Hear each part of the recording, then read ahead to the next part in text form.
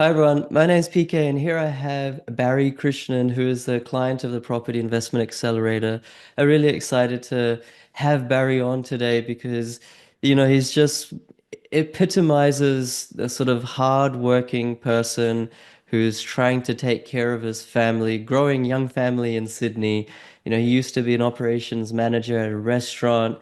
Now he's in garden and mowing services. He's got his own company and he's just, how do you say, just trying to provide for his family, allow the family to get ahead like we all do. And he's done really well. He's bought these two investment properties which are performing well, and another, or I should say, upgraded principal place of residence since he did the course. In this episode, we'll go through his journey before he did the course, what he's learned from the course, and giving you tips and tricks on how he bought these properties, where he bought them, how they're performing, how you can replicate this kind of success. And we'll just go through his tactics, his strategy, mindset, real case or real life example of someone who's working hard but also making his money work hard for him. So I'm very grateful, Barry, that you've made time. I know that you're a busy person, you got a growing family, so I really appreciate it. Thank you, Peakon. Thank you for having me here. And yeah, I appreciate to share my journey with you. Yeah, let's just start from the start. So, like before these last three properties, what was your property experience before, you came in contact with me?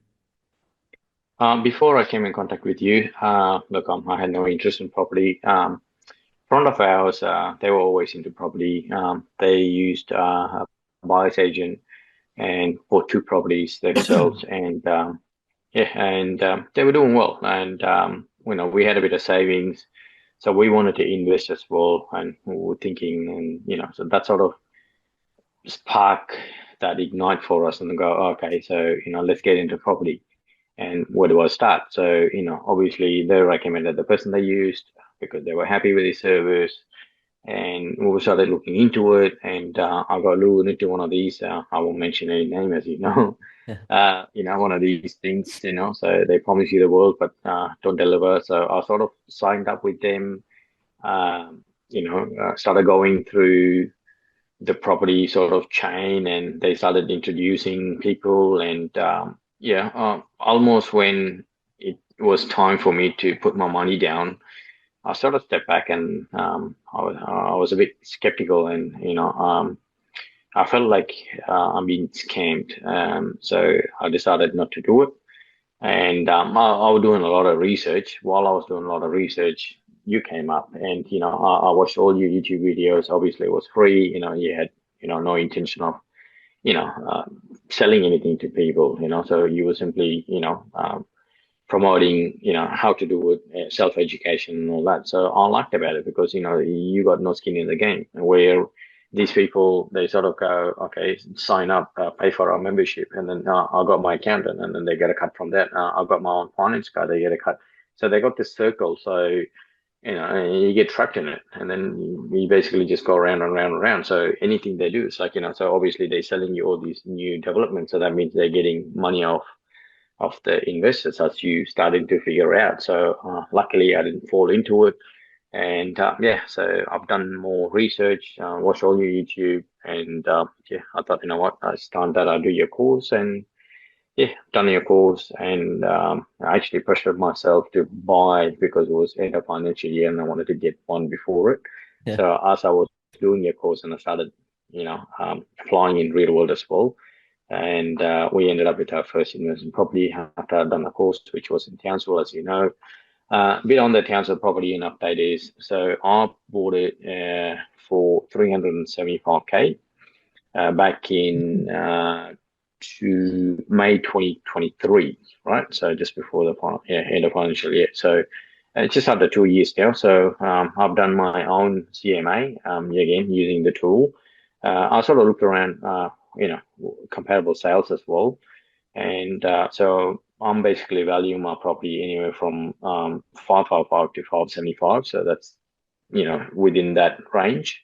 So estimated on that. So I basically under 2 years made 180 to 200K in equity. That's where it's at. Rent, we increased it once since we bought it. So at the moment, I'm getting $530 per week rent off it. So started at 500, we increased it to $30 more. Uh-huh. Yeah, so happy with it. All the property fully renovated.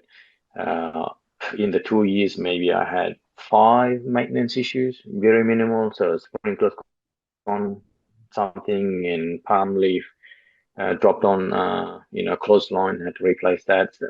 You had a small leak in bathroom or, silly stuff, like nothing major. So, so Yeah. again, so everything is, worked out the way it should be. So, building and place inspection, I'm happy with it because, like I said, I don't have any major traumas. So Right. it didn't turn into a money pit. So that's good because, as you know, when you buy an older property, that's always at risk. But yeah, like I said, yeah, Does happy it with the cost performance. does it cost anything to hold? So I think you bought for 375, Yeah, it's yeah, maybe yeah. I'm 530. because of the since I bought it, when I bought it, the interest rate was really low, as you know, and then we had this massive rate rise. Yeah. So it does cost me about 150, $200 a week to hold it, Hmm. which is okay. But mind you, we just made 200K under 2 years. That's like it's grown roughly $100,000 a year, which you don't even make that much on a normal wages, so plus let alone save that much a year. Yeah. So for me to now have 200K sitting in equity, it's great. So yeah, Right. can't complain for putting $150 a week in it. Yeah. So Yeah. no brainer. So very happy with that. Let's get into the interesting one that you're always curious Can, about. The before we number go to the one. next one, do you mind if I just ask one or two questions? Because I think this Sure, will be sure. really useful. I had in my notes from when you first emailed me about that in 2023, you had said that at the time you were working 60 hours a week, in hospitality as Correct. a restaurant operations manager. I mean, just thinking of an operations manager at a restaurant kind of gives me anxiety. So I don't know. Like, Yeah, it was a kind of a stressful job. How did you manage to like a lot of people think to themselves, young family, wife and husband, etc., tough job. I have no time. Let me just use a buyer's agent. Like, how were you able to carve out time, and how much time did it even take to then buy this property by yourself? Uh, look, I put a bit of time pressure on myself, like I mentioned to you, because I had this goal of I wanted to buy that property before end of financial year, just to claim that financial incentive, right? So, Yeah. since I joined the course, which I believe was in maybe March or April, I believe. You can correct me if not, but only a few months. I joined the course, and then within the first 2 months of joining the course, I bought the property. Yeah. So I didn't simultaneously, do the course, get an understanding, watch all the videos, and then starting to apply in real life, go into, all the numbers and stuff, starting to, look into, what I'm comfortable in investing in, financial. So talking to the bank. Uh, to be honest, it was stressful, but I put that stress on myself. So yes, I did work 60 hours. So for example, you know, I still have it. I got an electric car. So basically, I'll go charge my car after work for half an hour in one of these speed charge or fast charge. So while I'm sitting there, I watch the YouTube videos and I watch the course content, and then I take some notes, narrow down my choices. Like, okay, so now we've got 50 suburbs. How do I narrow down to like, Yeah, sure. the course, how it takes through? So I was doing all that simultaneously, but it is doable. It is doable. Like I said, at that time I had two kids, right? So now I've Okay. got three. Yeah. So so two kids, 60 hour a week, and yeah, but spending a couple of hours a day, that's all it needs. You take it as slow as you want, or you go as fast as you want. So it's really up to what you can sort of digest and Right.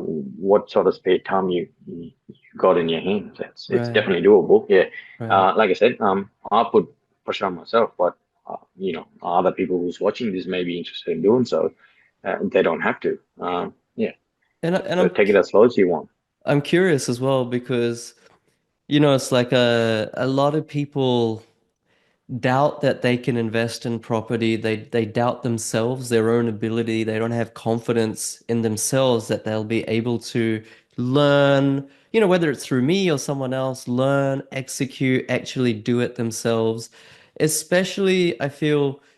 It's like if you're an engineer, if you're an IT professional, you're in finance, you're accounting, you're in banking, you're somewhat familiar with Good with numbers, analytics, yeah. numbers, etc.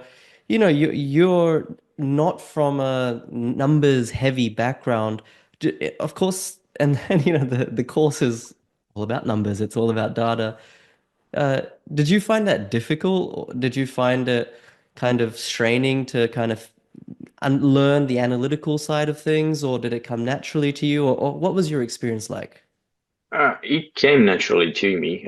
Look, so even in the restaurants, we always, have budgets and forecasts, and we always looking back at, last year's annual sales and what do we need to meet? What is my food cost? What is my labor cost?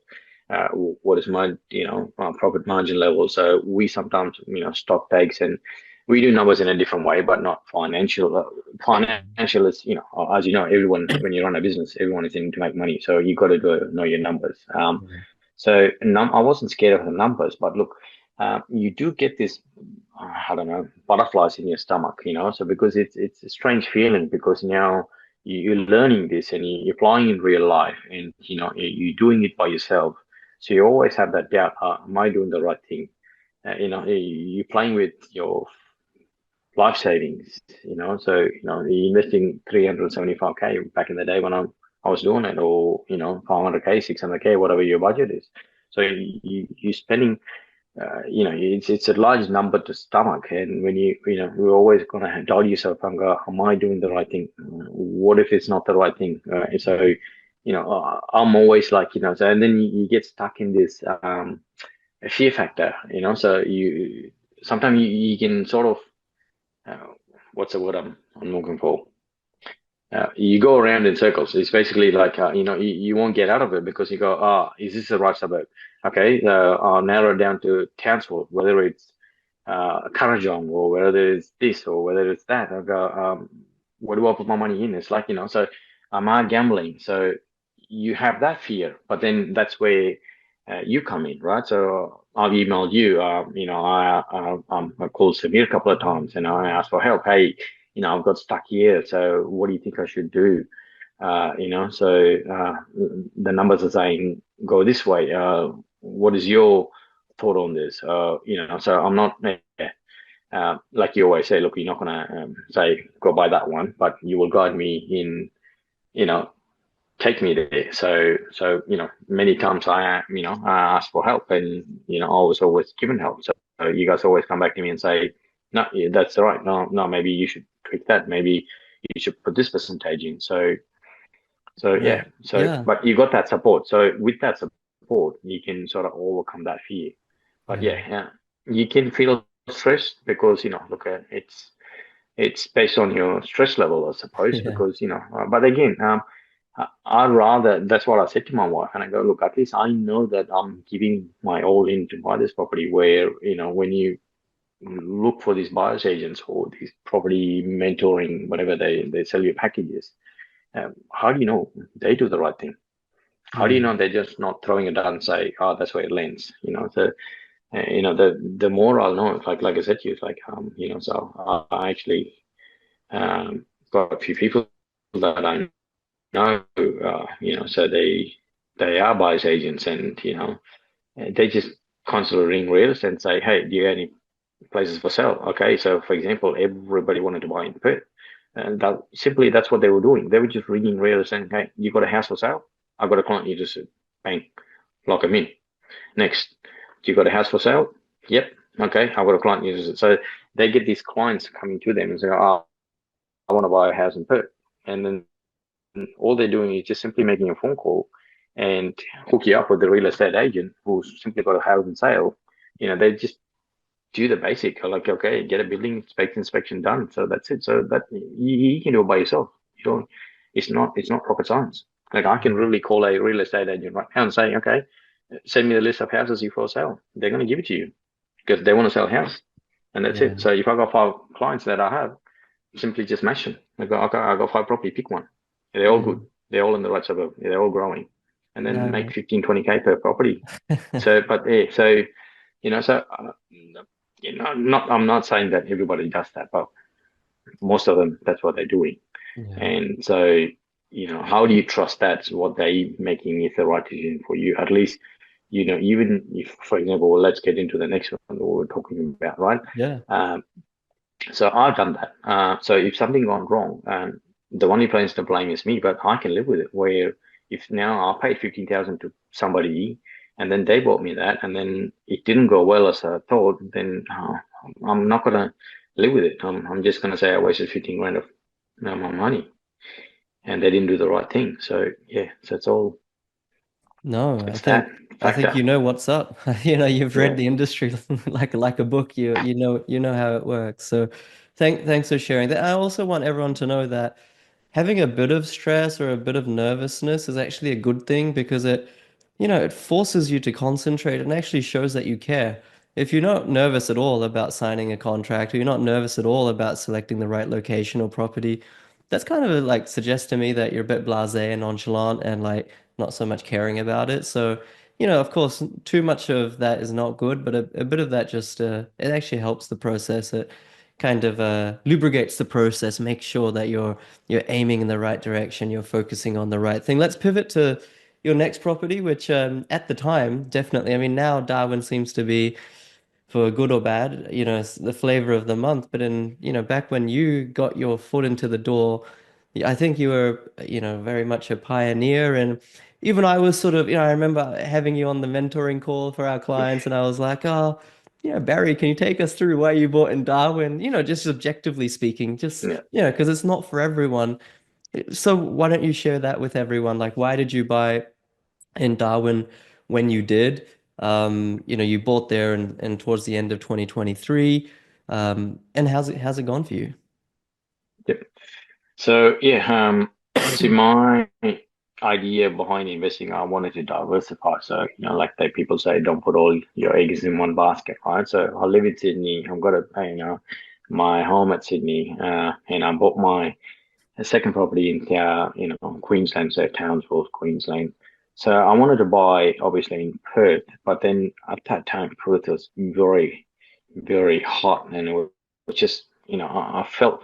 Uh, by the time I do my due diligence and I get into something, and then you look at a property and go, okay, I've done all my numbers, I'm confident, and you ring up and it's gone.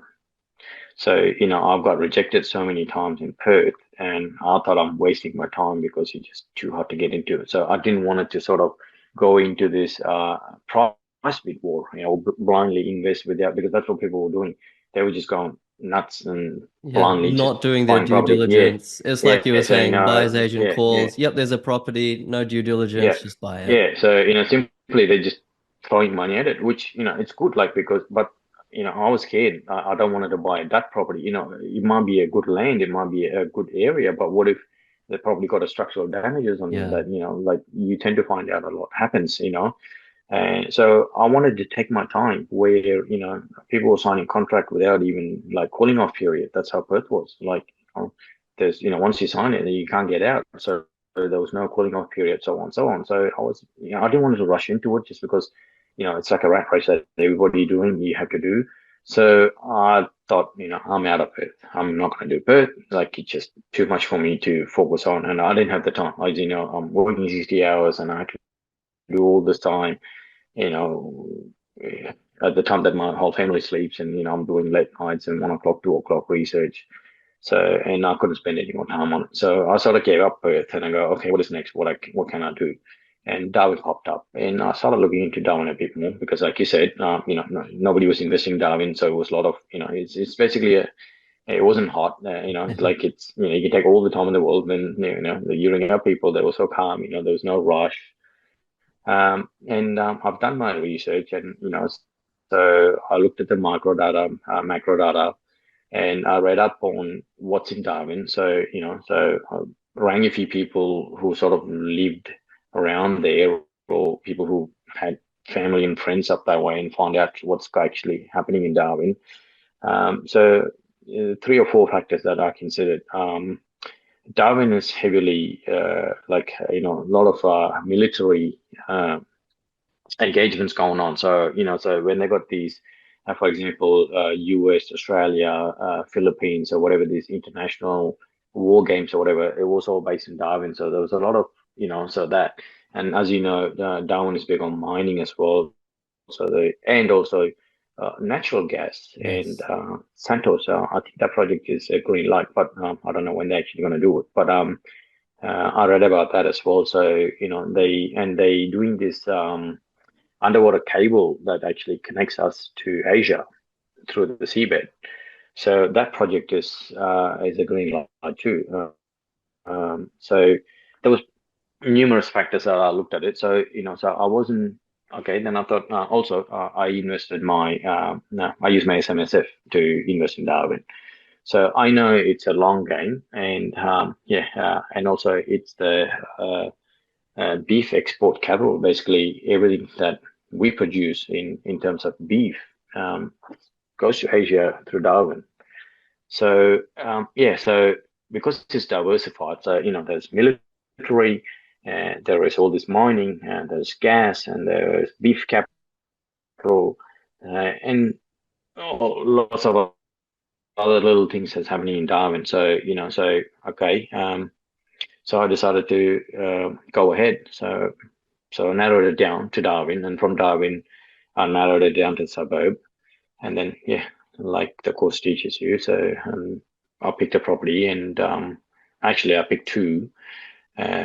One, the owners sort of played hardball, so I got out of it, and then I ended up where I ended up. And it's actually a good property as well. It's 422, but it's sort of like semi-detached, so it suits a lot of people in terms of they got a teenager, they got like so one bedroom is separated. It's more like a little studio. So if you've got a teenager or elderly couple, with family, so they want to have their own space, sort of thing. So he's got a pool. I decided to go ahead and invest. As you know, so I bought in August 2023 for 585. It's year and a half roughly. My CMA valued is at 650 to 685. So anywhere from say 65 to 85K, it's growing. So it's not as the capital growth is not necessarily high as Townsville, but again, bombing I don't know if it will perform well. But so I reckon it's about 65 to 85K growth in year and a half, Yeah. which I'm okay with. Yeah, And I think it's important to note that everyone's strategy is different. This was a SMSF purchase, so it's not like you can take equity and use it to buy another property anyway. So exactly. this is very much a set and forget Yeah, for, I don't know, 20, 30 plus years. long term. Yeah, And you know that Darwin right now, the cheapest capital city, hasn't grown much in the last 10 plus years.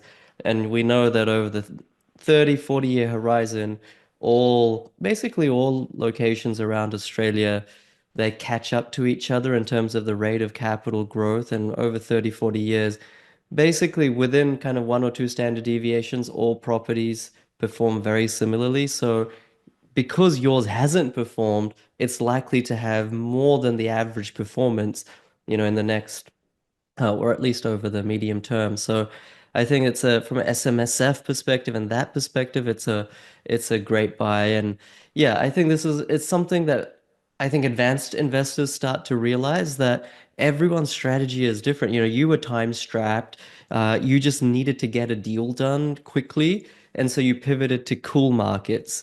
And I see so many people who, since 2023, has been trying to buy in Perth, now given up and still haven't bought a property. So you got to ask yourself, what's better, getting skin in the game and pivoting to something that is going to perhaps boom in a couple of years' time, or trying to buy in a booming suburb, missing out and end up not getting anything. So it's like different strokes for different folks, but I think I'm happy to see or hear that it's had the growth. I think actually it might even be selling for maybe almost 100K up from where you bought it. Depends on the buyer, but I think that's a solid buy. And in terms of, the people, there's a stigma that Darwin, Northern Territory, is a lot of crime, etc. Just from your own experience, you've held the property for 18 months-ish. How's the tenants been? How's the maintenance been? Has it been the same as Townsville? Has it been like more of a headache? What's your experience? When I bought it, the property had tenants in it. So since I bought it, they vacated. So and then there's new tenants moved in, and the turnaround time was within. I had maybe a week, not even. So it was advertised the 3 weeks. They went into market, so they had open home, and yeah, within a week we had people moved in. Even then, I had like so there's no issue. So it's not like there's no one to rent there. So the Hmm. market is tight.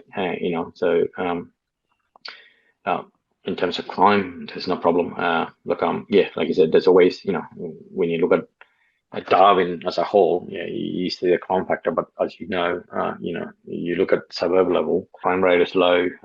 Look, 18 months, I had no issues, apart from a few maintenance calls that you get due to the storm level, or for example, one of the I'm just dealing with it right now. Just before Christmas, the awning or a shade cloth in front of the pool area, one of the steel beam come off, maybe just old and rusted away. Probably one big wind just took it down.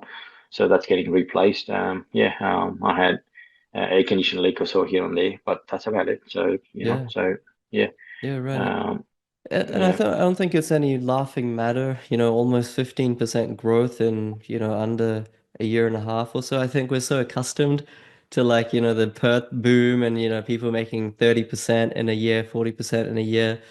But you got to time those things right. You can't be buying there now. And I think in normal time, and this is something to be said as well, Darwin on a macro has basically been flat since you bought it, but your suburb, and it proves the concept of markets within markets, your suburb has gone up more than 10% yeah. in that 1 or 2 or under 2 years. So yeah, this is all about optimizing your purchase decision. And I just want to talk about your business and kind of your plans going forward. So what's your business goal? I can see you're probably wearing your business Yeah, shirt. actually, I wanted to go. I actually going to work after this meeting, so I took on a client because when people want their lawns cut, they want to cut yesterday. Where they call you today, this guy says, you got to do it." I said, "Okay, I'll do it today." Yeah. It's called Fox Mowing and Gardening Service. It's actually a franchise. So I bought the franchise for Bargo, where I live in now. So I service basically Camden, Oran Park, right up to Barrel, Mittagong. Hmm. Yeah, mowing and garden maintenance. Meanwhile, as you know, we also use the course to upgrade our principal place of residence now, where we live in now. So, of course, helped me with that as well, which is done awesome, by the way. So, it's not an investment, but I don't know if you believe. In 10 months, I think it made 300K now. Oh wow. 300K in 10 months. Well, That's yeah, and how did yeah, I that's the mean, valuation. it's your own principal place of residence, so like how did the course help you with that? Like presumably you already knew where you wanted to live, or did you let the course dictate which suburb or property you bought?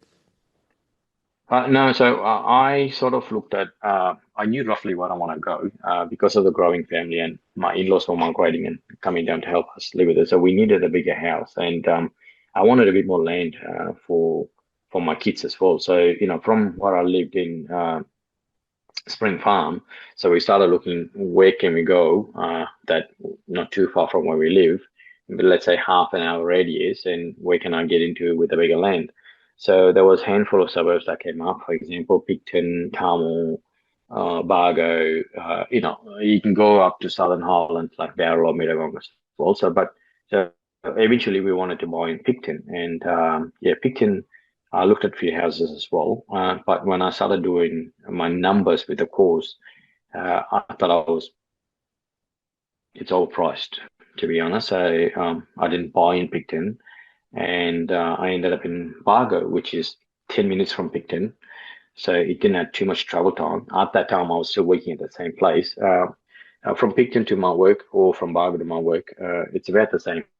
Maybe 5 minutes difference, because from Bargo, I'm closer to the freeway. Where Peakon, I have to drive a fair bit to get to freeway. So, even though it was 10, 15 minutes out from where I wanted to live, but to get to work, it only adds 5 minutes, which I was okay with.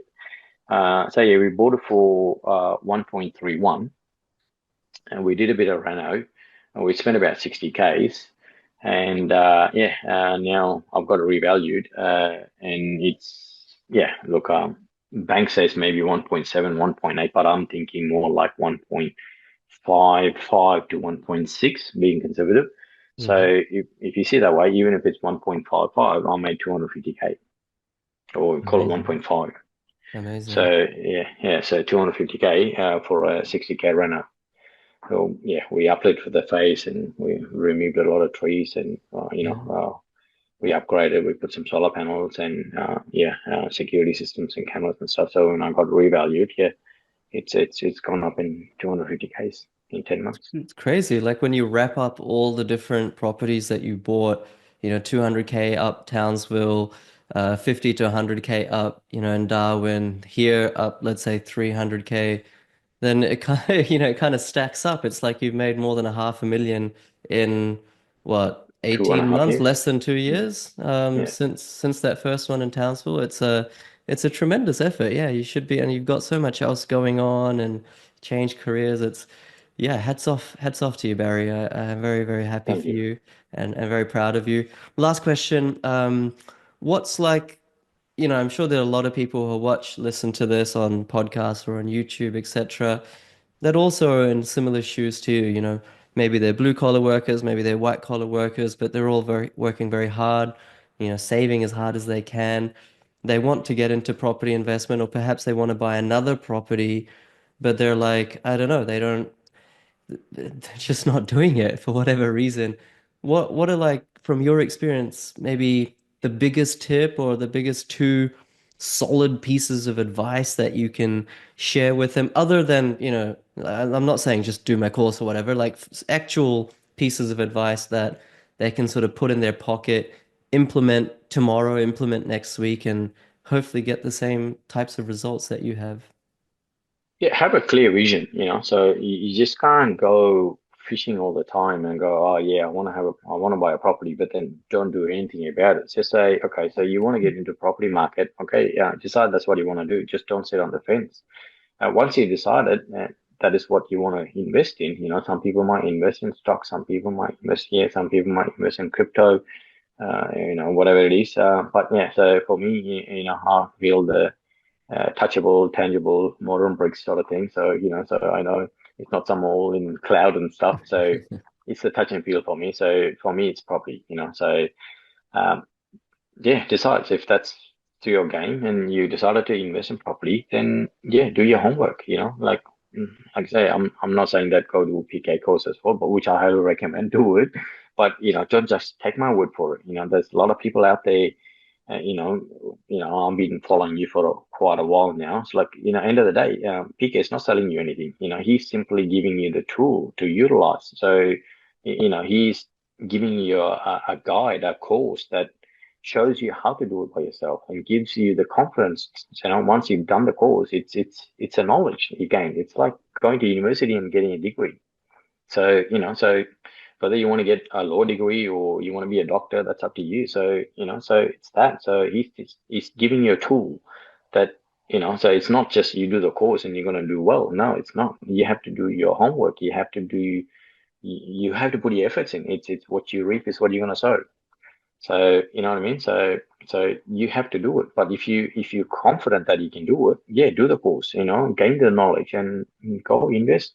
If you have any questions, look, ask the Facebook group. Ask, there's a big community out there that they're willing to help you. But yeah, none of us going to tell you where to buy. But yeah, that's because that's that's what you got to do. Yeah, But we are here to help you. We are here to support you. So, so if you've got a question about the course, feel free to ask me. I'll tell you. Yeah. yeah. Um, No, amazing. I always like this saying that says that potential unexpressed turns to pain. If you think that there's more to life that you can achieve, whether it's financially or anything, any part of your life. But you don't actually express that. If you don't actually go for it, then you start living in regret and actually that potential turns to pain. I've felt that myself in the past. So now I hear what you're saying, and I hope that it's inspiring and re really lighting a fire under people to go off and pursue with or without me. That's kind of inconsequential, but I really hope that everyone listens to what you're saying, Barry. I just want to thank you again. I know you're going through a lot at the moment, but I just want to extend my hand and say I'm very proud of you, very happy for you, and I know that your kids will thank you in the future for laying these seeds, let these financial foundations for them now. So, yeah, congratulations, my friend. No, thank you, PK. Without you, this wouldn't have been possible. So, hats up to you. And it's your hard work, and we follow your footsteps, and and your guidance, and all this is possible. Like you said, I made over 500,000 in say 2 years. I couldn't have done it without doing the course and gaining that confidence and the knowledge. Yeah, because I could have simply paid $15,000 for every property I bought, which is about four now, so which is 60, including the two principal place of residence, if you see that way. If I paid 15,000 for each one I bought, I spent 60K. So, your course is what, 6,000. So it's, you know, paid well over. So yeah, so thank you. No, it's a absolute pleasure. And guys, I hope that you got some value out of this. There's more than 200 client interviews just like this on my client results playlist on YouTube. Like I always say, honestly, don't care if you do the course or not, but go and listen to them, go and watch them. People like Barry will serve to inspire you, educate you, and even if that's all you do, that association, that influence will start rubbing off onto you, and you'll find that you can't help but actually start taking action. And that's the most important thing. Thank you for watching. Thank you for listening. If any of this resonated with you, share it, subscribe, hit the like button. And once again, thank you, Barry. Thank you.